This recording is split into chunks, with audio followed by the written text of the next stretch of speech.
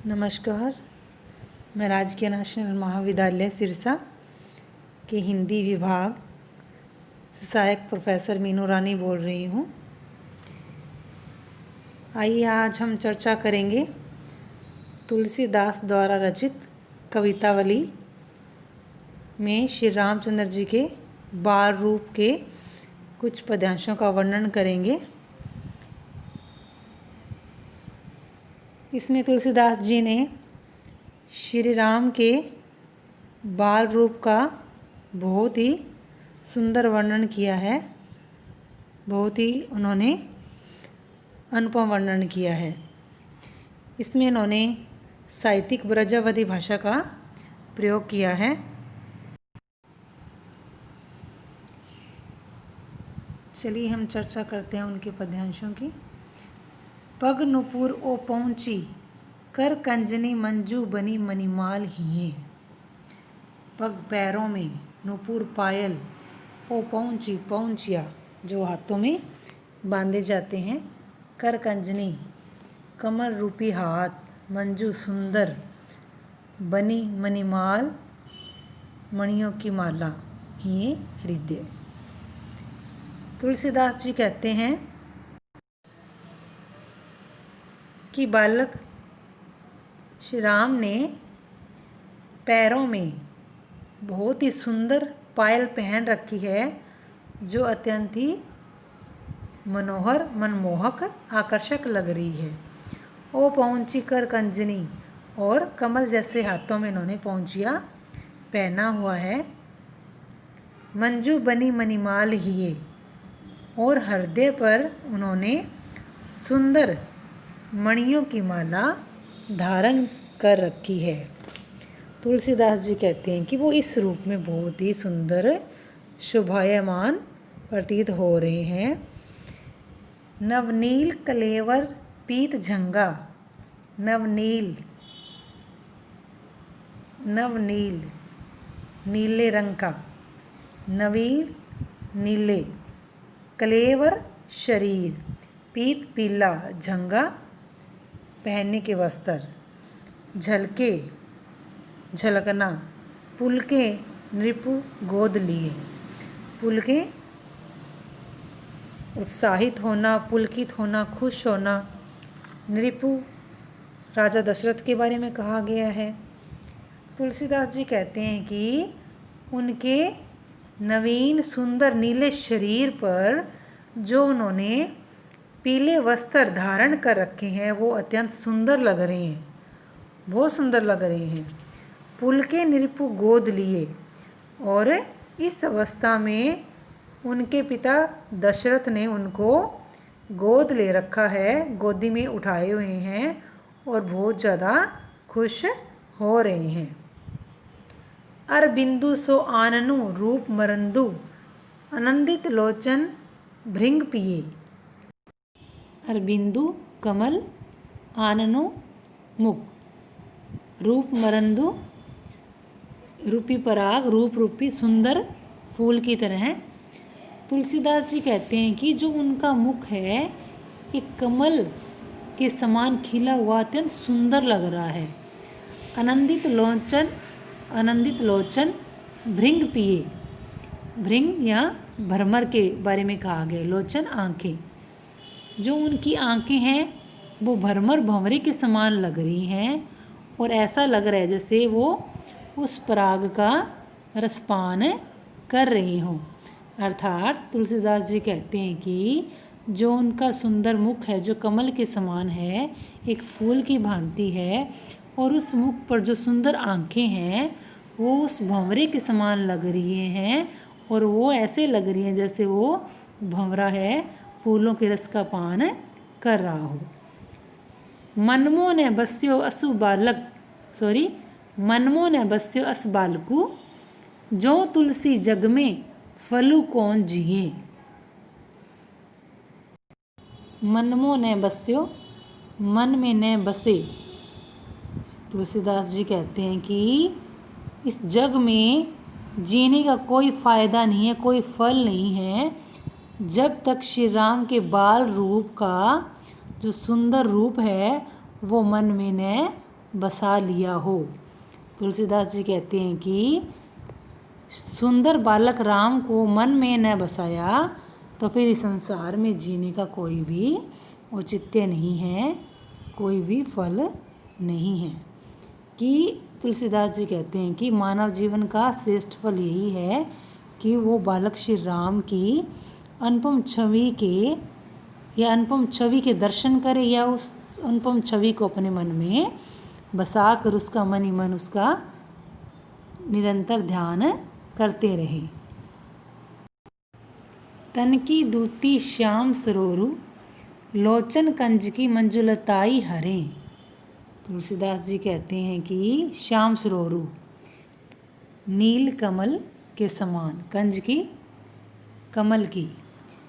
तुलसीदास जी कहते हैं जो उनके तन की दूती है, यानी कि उनकी दूती चमक, जो उनके तन की चमक है वो नीले कमल के समान है। लोचन कंज की, और उनकी कमल रूपी जो आंखें हैं वो क्या है, कंज की मंजुलताई हरे, उस कमल की कोमलता या उसकी सुंदरता को भी हरने वाली है। अर्थात जो उसकी कमल जैसे सुंदर आंखें हैं वो कमल की शोभा से भी अधिक सुंदर लग रही हैं। अति सुंदर सोहत धूरी भरे छवि भूरी अनंग की दूरी धरे। अनंग, अनंग किसको कहा गया है, कामदेव को। तो तुलसीदास जी कहते हैं कि धूरी धूल से, जो उनका सुंदर शरीर है वो जो धूल से भरा हुआ है वो क्या है, कामदेव की सुंदरता को भी दूर करने वाला है। अर्थात जो उनका जो तन है, शरीर है, जो धूल से भरा हुआ है वो भी अत्यंत सुंदर प्रतीत हो रहा है, जो कामदेव की सुंदरता को भी परे करता है। दम के दंतियाँ दूती दामिनी जो किलकी कल बाल विनोद करें। दम के दंतिया दूती दामनी, जो उनके जो दांत है दूती दामनी बिजली की चमक के समान सुंदर लग रहे हैं। कि बिजली की चमक जिस प्रकार चमकती है सफ़ेद, वैसे उनके दांत सुंदर लग रहे हैं। जो किलके कल बाल विनोद करे, अगर के श्री राम बाल रूप में हैं और जब वो हंसते हैं, किलकारियाँ कर रहे हैं, तब वो जो उनके दांत हैं वो क्या हैं, बिजली के समान चमकते हुए प्रतीत हो रहे हैं। अवधेश के बालक चारी सदा तुलसी मन मंदिर में बहिरे। तुलसीदास जी कहते हैं कि अवधेश के बालक कि अयोध्यापति महाराज दशरथ के चारों बालक, चारी सदा चारों बालक तुलसी मन मंदिर में बिहरें। कि तुलसी यानी कि मेरे मन रूपी मंदिर में सदैव विहार करते रहें, अर्थात वे मेरे मन में हमेशा विराजमान रहें। मेरे मन से वो कभी भी ना दूर जाए, ना ही वो निकले। बरदंत की पंक्ति कुंदकली अधराधर पल्लव खोलन की। कुंदकली, कुंद नामक श्वेत पुष्प की कली के बारे में कहा गया है। अधराधर दोनों होठ, पल्लव ने कोमल पत्ते, बर श्रेष्ठ। तुलसीदास जी कहते हैं कि जब अधराधर, जब वो अपने दोनों होठों को जो नए कोमल पत्ते के समान है, जब वो खोलते हैं, तब क्या है, जो उनकी दांतों की पंक्ति है, जो दांतों की पंक्ति है, जो दांत हैं, वो क्या है, कुंद नामक श्वेत पुष्प की कलियों के समान सुंदर खिले हुए प्रतीत होते हैं। तुलसीदास जी कहना चाहते हैं कि जब वो अपने होठों को जो कोमल नए पत्तों के समान है उनको खोलते हैं या हंसते हैं, कह सकते हैं, या बोलते हैं, तो क्या है, उनके दांतों की पंक्ति कुंद नामक श्वेत पुष्प की कलियों के समान सर्वश्रेष्ठ श्रेष्ठ ही प्रतीत होती है, यानी कि सुंदर लगते हैं।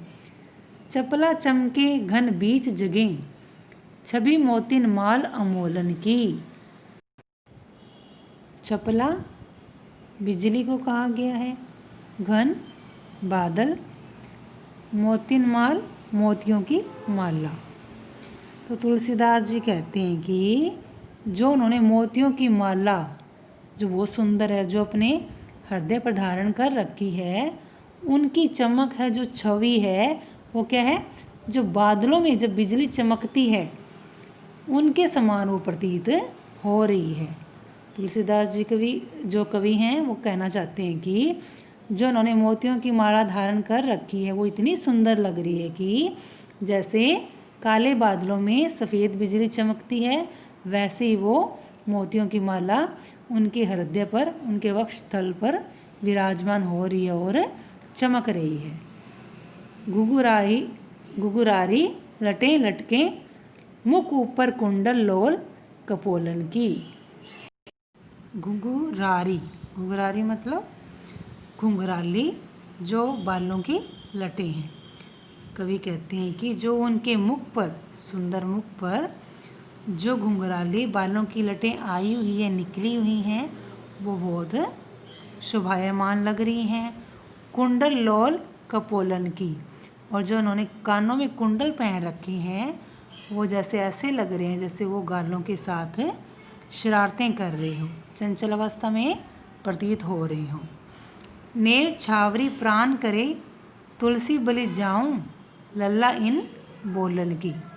तुलसीदास जी कहते हैं कि जो वो बोल रहे हैं, श्री राम बाल रूप में जो बोलते हैं, अपनी तोतली भाषा में बोल रहे हैं या जिस रूप से बोल रहे हैं, तो उनके इस बाल सौंदर्य पर क्या है, मैं समय को न्यौछावर करता हूँ।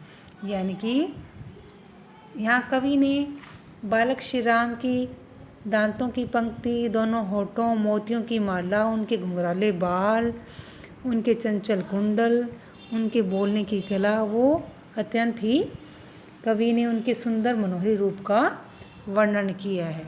और तुलसीदास इन सभी सुंदरता पर बलिहारी जाते हैं। पद कंजनी मंजू बनी पनही, धनोही सरपंकज पानी लिए। तुलसीदास जी कहते हैं कि पद कंजनी जो पैर है वो कमल के समान सुंदर है, मंजू सुंदर, बनी पनही, पनही जो उन्होंने पहन रखी हैं छोटी छोटी जूतियाँ, जूते, धनुही धनुष, सरपंकज पानी लिए, पंकज पानी कमल जैसे हाथों में। तुलसीदास जी कहते हैं कि जो उन्होंने अपने कमल जैसे पैरों में सुंदर जूते पहन रखे हैं वो अत्यंत ही मनोहर लग रहे हैं, और उन्होंने छोटे छोटे हाथों में, कमल जैसे हाथों में धनुष को धारण कर रखा है। लरिका संग खेलत डोलत है, सरजू तट चौहट हाट रही हैं। लरिका लड़कों के संग खेल रहे हैं, कौन, बाल श्री राम। तुलसीदास जी कहते हैं कि बालक श्री राम है, उन्होंने पैरों में छोटी छोटी जूतियाँ पहन रखी है, हाथों में धनुष को धारण कर रखा है, और इसी अवस्था में वो अपने ही अवस्था के जो बालक हैं उनके संग वो सरजू तट, सरयू नदी के तट पर खेल रहे हैं, चौहट हाट हिए, और साथ ही बाजार में, चौहट बाजारों में और चौराहों पर वो खेल रहे हैं। तुलसीदास जी कहते हैं कि इस सुंदर अवस्था में उन्होंने पैरों में जूती पहन रखी है, हाथों में धनुष को धारण कर रखा है, और अपनी अवस्था की आयु के बच्चों के साथ वो खेल रहे हैं। और कहाँ खेल रहे हैं, कभी सरयू तट की नदी के किनारे, कभी सरयू नदी के तट के किनारे, कभी बाजार में और कभी चौराहों में। तुलसी अस बालक सो नहीं नेहू, कहा जप जोग समाधि किए।